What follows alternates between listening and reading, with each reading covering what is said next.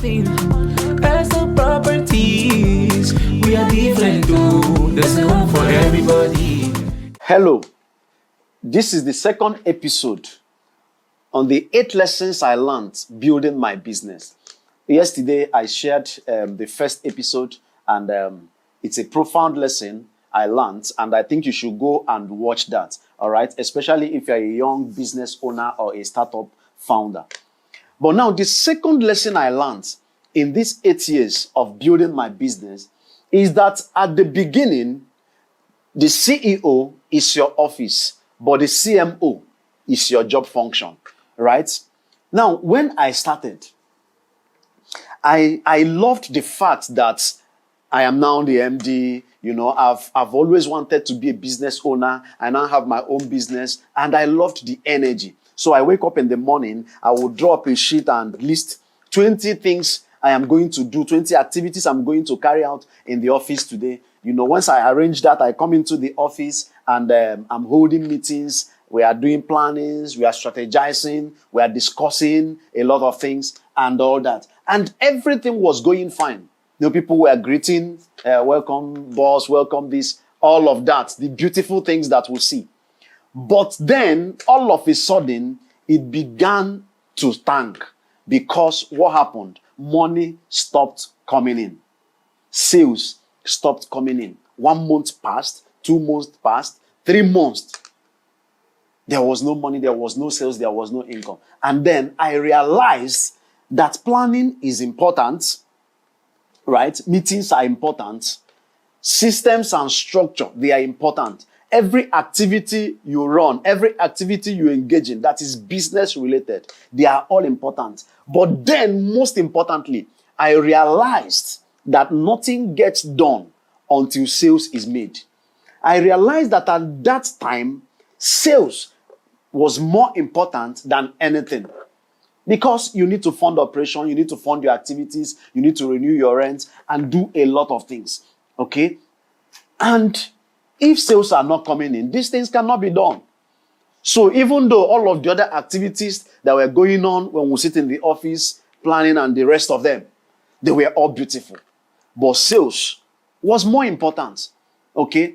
And I realized that as a young business owner, as a startup founder, the savior you need and the only savior your business will ever need is sales.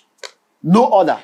Especially if you're a Nigerian founder, if you're a Nigerian startup owner. You realize that a lot of fundings are not available for Nigerian, small businesses. And you have to figure out a way because you can only run with your cash flow. The sales you make day by day, the income that are coming in and all of that, you need to find a way to make sure that there's consistent revenue generation so that you can run your business. Because if cash stop flowing today, your business dies the next morning.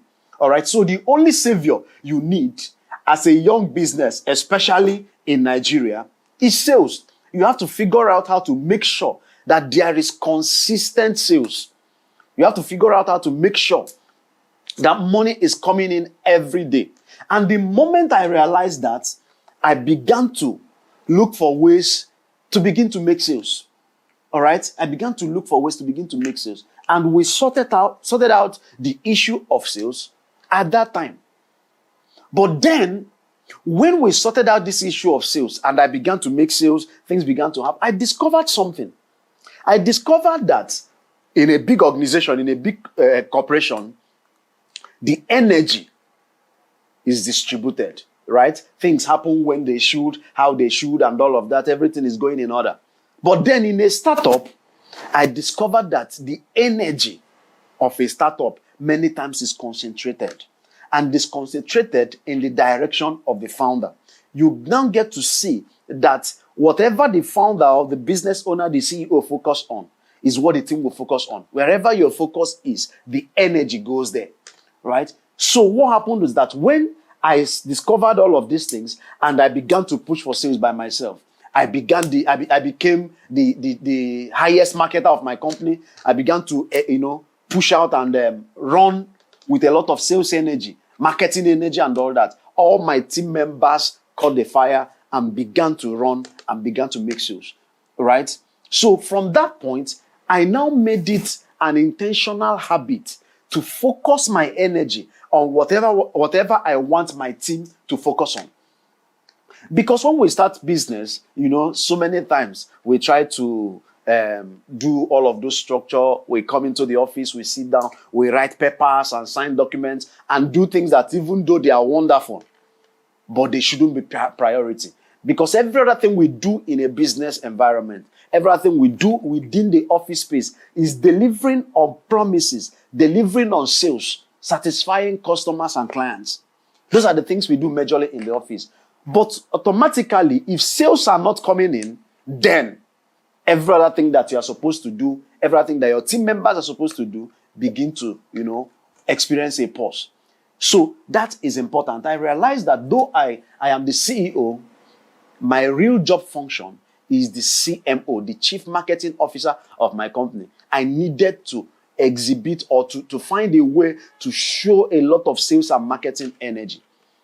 That's why when I advise people, some of the guys I mentor that have small and young businesses, especially those of them that I have realized that their business is not a kind of business that their client and customers come to the office, right? Sometimes there's one particular guy, at a point I advised him to shut down his office because the fact that he had an office became the reason why his business was not growing.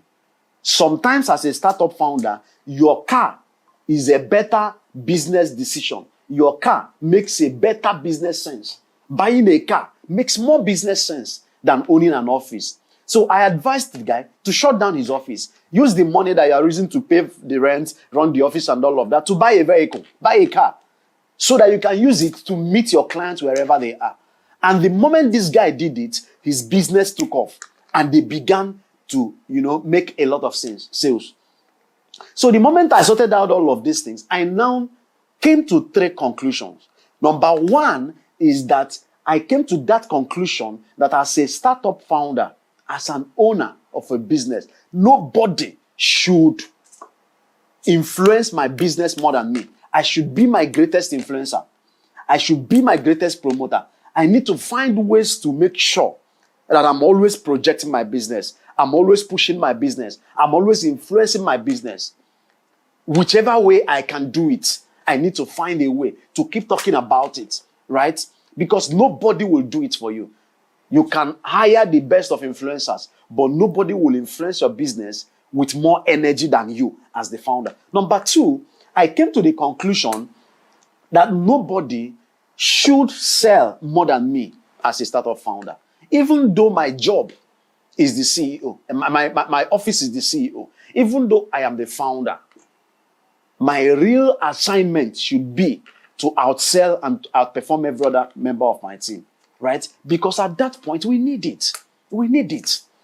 We need to find a way to ensure that money keeps coming in, all right? And when you handle these 2 conclusions of influencing your business and outselling every other person in your business, right? You will now come to the 3rd conclusion, which is nobody should know your products or your clients more than you. You can't start a business where you just sit in the office and then this is still a young business. I don't know if you have realized that when we are starting a business, we write a very beautiful business plan. Very beautiful. We spend a lot drafting all of this, listing a lot of hypotheses. But halfway into running the business, we realize that over 70% of all of those hypotheses and assumptions are wrong. And then you need to figure out what will really work in your business. And many times you see, many businesses die because they find out what works and what does not work late. And that is mostly because the founder or the CEO from onset sits in the office and have limited interaction with his clients, have limited interaction with the people, the actual users of the product or the service you are selling. All right. And that is an error. That is why so many small businesses struggle. So many young people, they open office, they open shop, they sit down there and they are waiting for people to come and meet them and all that. No. Your job, your office is the CEO. That's not disputed. Nobody is disputing that. But your real function is that you are the chief marketing officer of your business. All right, that is the second lesson for today. See you tomorrow. Different, oh, there's a home for everybody.